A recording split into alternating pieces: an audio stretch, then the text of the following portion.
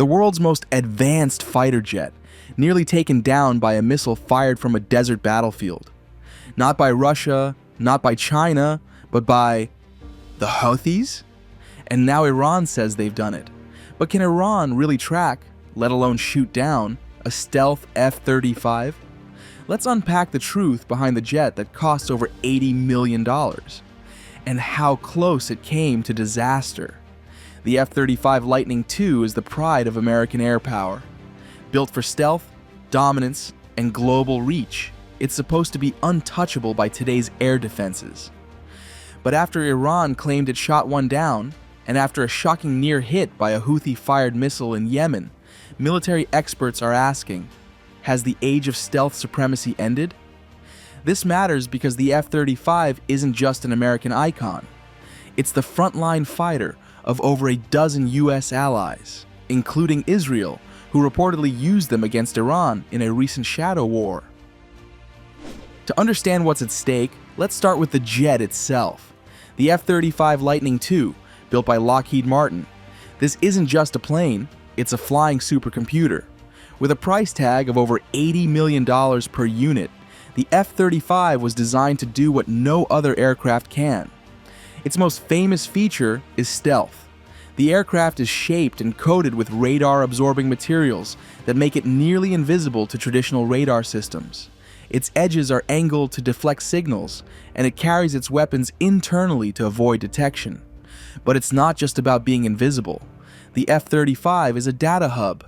It uses an AESA radar for long-range tracking, an electro-optical targeting system, and a distributed aperture system that gives the pilot full 360-degree vision, including through the aircraft's own body. The pilot wears a helmet worth almost $500,000, allowing them to see data projected directly onto the visor. Want to look through the floor of the jet? You can. It can carry a mix of air-to-air missiles, guided bombs, and even nuclear weapons, depending on mission loadout. And it's built for 3 different environments: land-based Air Force use, carrier-based Navy use, and short takeoff for the Marines. So with all this advanced tech, how is it possible that a low-tech missile even came close? Earlier this year, a conflict erupted between Iran and Israel. It lasted just 12 days, but during that time, Iran claimed something extraordinary, that they had shot down an Israeli F-35. The claim spread quickly through Iranian media. Officials even released radar images they said proved it. But they didn't release any wreckage, no photos of debris, no proof that would hold up internationally. Israel quickly denied the report. So did independent analysts. And according to US and Israeli military sources, the opening stages of that conflict included airstrikes targeting Iran's radar infrastructure, especially long-range systems. Experts like Justin Bronk from the Royal United Services Institute said it clearly. Iran doesn't currently have the radar capability to reliably detect or track a stealth aircraft like the F-35, especially after losing key systems early in the war. In short, it's almost certainly propaganda. But the truth is, the F-35 has been in real danger lately, just not in Iran. Let's rewind to something that did happen and nearly became a disaster. During Operation Rider Rough, the United States launched coordinated airstrikes against Houthi rebels in Yemen. These rebels had been attacking commercial ships in the Red Sea, threatening global shipping lanes. The operation included multiple US aircraft, including the F-35. According to leaked reports and confirmed Pentagon sources, one of those F-35s came within seconds of being hit by a surface-to-air missile launched by Houthi forces. The pilot had to perform extreme evasive maneuvers. The missile reportedly passed close enough to trigger alarms, and had it struck, we might be talking about the first ever combat loss of an American F-35. So, how did it get so close? The Houthis don't have high-end radar, but what they do have are modified Soviet-era missile systems, and more importantly, infrared guidance. These heat-seeking systems don't need radar. They just lock onto the heat signature of the jet.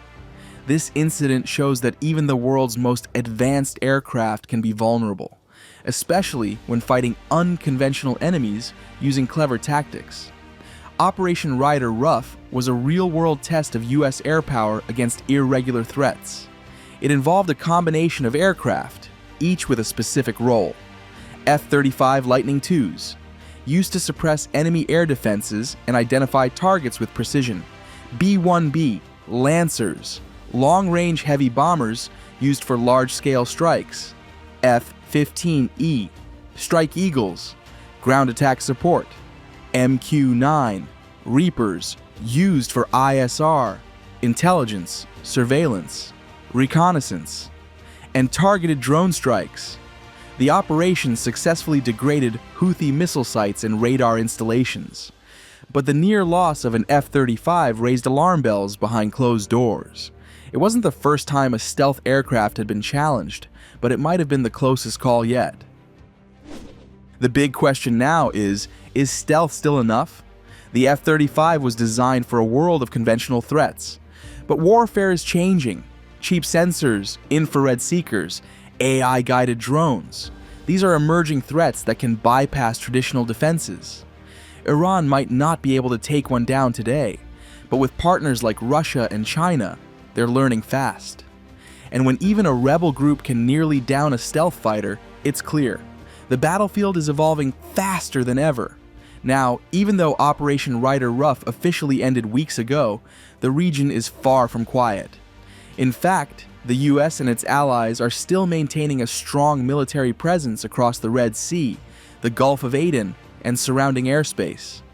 The USS Dwight D. Eisenhower, a nuclear-powered aircraft carrier, remains deployed in the area, supported by guided missile destroyers like the USS Gravely and the USS Laboon. These ships are equipped with Aegis missile systems, capable of intercepting drones and incoming ballistic threats in real time. From the decks of the Eisenhower, FA-18 Super Hornets continue to conduct routine patrols and intelligence flights. They're supported by EA-18G Growlers for electronic warfare and E-2D Hawkeyes for early warning and radar coverage over the region. In the skies, U.S. Air Force assets remain active as well. KC-135 tankers, RQ-4 Global Hawks, and P-8 Poseidons are operating out of bases in Djibouti, Saudi Arabia, and even Crete, extending surveillance and strike capability across the entire theater. Allied forces have also stepped up. The UK Royal Navy has deployed Type 45 destroyers, while the French Navy continues to contribute with frigates and maritime patrol aircraft. Together, they form a multinational shield over one of the world's most critical shipping lanes. So while the headlines may have moved on, the front line hasn't gone anywhere. The jets are still flying, the radars are still spinning, and the Red Sea remains one misstep away from a full-scale escalation. The F-35 is still unmatched in capability, but it's not invincible. And as this story shows, dominance doesn't mean immunity. So what do you think? Should the US invest more in stealth, or shift focus to newer technologies like drone swarms and electronic warfare? Let us know in the comments. Don't forget to like, subscribe, and stay tuned for more deep dives into the future of warfare. Thanks for watching.